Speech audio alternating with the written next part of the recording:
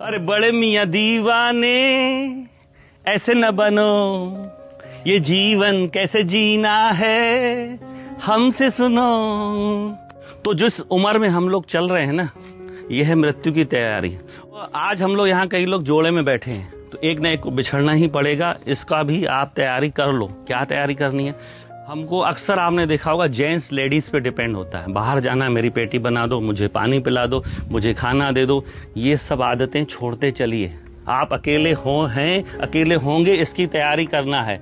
और लेडीज के लिए भी खास करके बोल रहा हूँ, डिपेंड रहती है। मिस्त्री को बुला दो, ऑटो वाले को बुला दो, इसको बुला दो, ये सब भूल जाओ।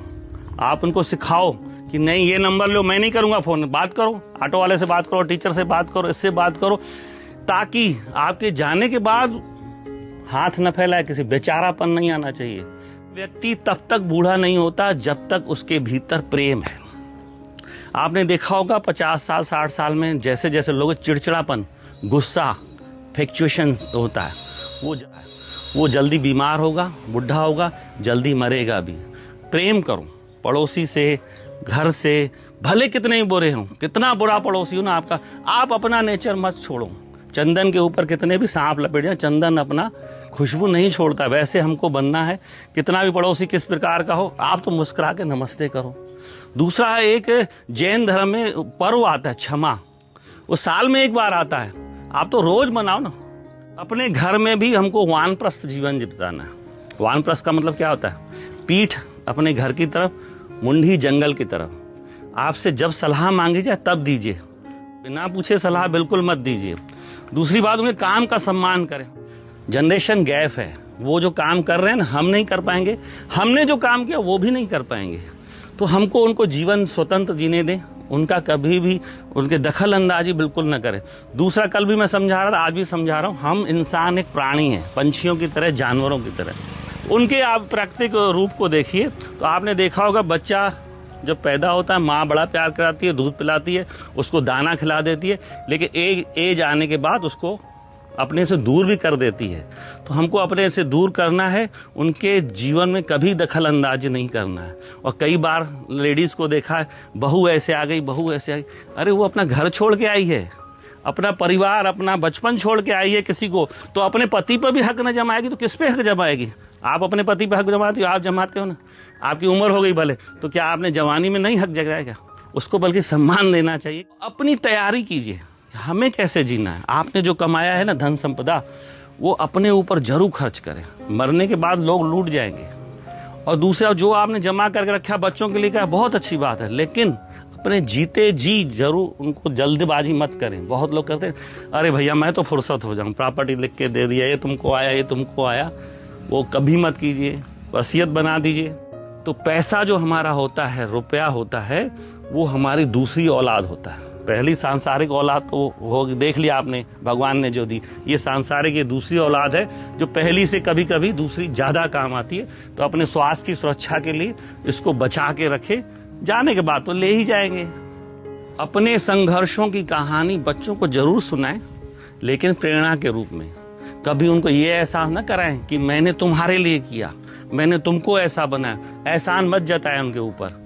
भगवान ने आपको अगर पैदा किया इस धरती पर, अपने फर्ज पूरे किए, वो आपका फर्ज था। आपके माँ बाप ने भी आपको पाला बड़ा किया, आपको रास्ता दिया, तो आपका भी फर्ज था बच्चों को अच्छी शिक्षा देना, अच्छा मार्गदर्शन देना, ये आपका फर्ज था। अब इस उम्र में धन संपदा और प्रॉपर्टी बनाने की कभी भी मत सोचिएगा। ये सबसे बड़ी बीमारी है। आप एक जमीन खरीद लो, प्लाट खरीद लो, मकान खरीद, जो खरीदे आपने अच्छी है, प्रॉपर्टी पड़ी है, अब नया प्लान मत करिएगा, नहीं तो आपको बीमारियों से ज्यादा कुछ नहीं देंगे। आप एक दिन घर में आप 50 लाख रख के देख लो, दूसरे दिन आपको बीपी बढ़ जाएगा, शुगर आ जाएगी। एक जमीन खरीद लो, उसको बाउंड्री बनाना, ये कब्जा कर रहा है, ये कर रहा है, इसी चिंता में आप अपने आप को और बीमार कर दोगे। तो जो है उससे संतुष्ट रहिए, अपना जीवन मस्त करिए। इस उम्र में लोग आ करके खाने पीने की तरह ज्यादा आकर्षित होते हैं।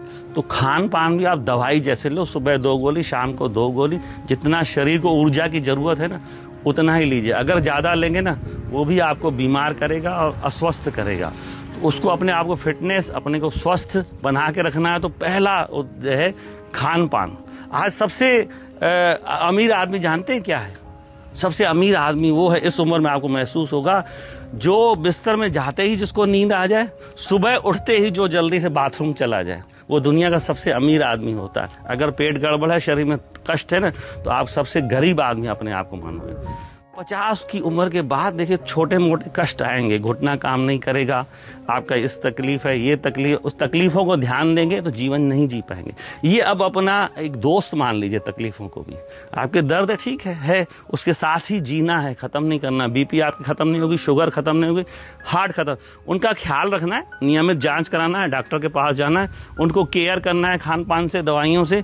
लेकिन उसको गंभीरता में लेंगे ना तो नहीं जी पाएंगे। अगर हमको मन मस्त रखना है तो आपने देखा होगा बीमार आदमी भी मस्त जीते हैं।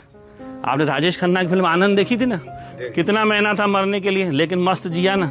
तो हम उन सब चीजों को, नेगेटिव चीजों को भी पॉजिटिव में बदल सकते हैं। उम्र आते आते शरीर में गंदगी भी आएगी, चेहरा भी झुर्राएगा। अपनी साफ सफाई, अपने आप को मेंटेन बढ़िया कीजिए, लेकिन ध्यान कीजिए ओवर मत कीजिए। बहुत लोग अपने बाल काले कर लेते हैं, अपने आप को बढ़िया क्रीम लगा लेंगे, तो आप एक भद्दे बुढ़े नजर आएंगे।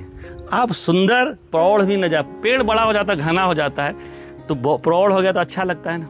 इंदिरा गांधी जब थी तो उसके बाल आधे सफेद, तो कितनी सुंदर दिखती थी, कुरूप लगती थी क्या। मोदी जी 15 साल से हम देख रहे हैं, 20 साल से देख रहे हैं, काले बाल देखे, सफेद बाल।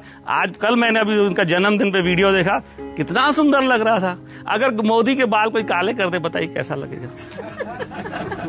तो भाई साहब, लेडीज थोड़ा बहुत कर लेती, चल जाता है, लेकिन जेंट्स लोग कभी मत किए। बाल आपके झड़ जाएं, आप आडवाणी जैसे सुंदर दिखेंगे। आप उसको, आडवाणी को अगर विग पहना दिया कैसा लगेगा। तो आप ये मत भूल जाइए, आप हम दूसरों को दिखाने के लिए लाल पीला नीला पहन लेते, मत पहने। उम्र के हिसाब से कपड़ा अच्छा लगता है। आप सफेद भी पहनोगे तो मस्त जचोगे। तो हमको पहनावा, अपने शरीर का ख्याल अपनी उम्र के हिसाब से करना चाहिए। छोटी छोटी ट्रिप जरूर बनाएगी। जैसे आप हमारे यहाँ घूमने आए ना, कहीं भी आसपास लगे, हफ्ते के लिए, 4 दिन के लिए, 5 दिन के लिए, तो मन आपका बदलेगा। नहीं तो घर में बैठे बैठे आप नेगेटिव हो जाएंगे। सोशल मीडिया आया है, बिल्कुल जुड़े रहिए, कोई खराब नहीं है। दोस्त मिलेंगे, यार मिलेंगे, आपका टाइम पास अच्छा, ज्ञान भी मिलेगा। लेकिन नेगेटिव खराब खबरें, न्यूज में चक्कर में मत पड़िए, नहीं तो दिमाग भेजा आपका खराब हो जाएगा।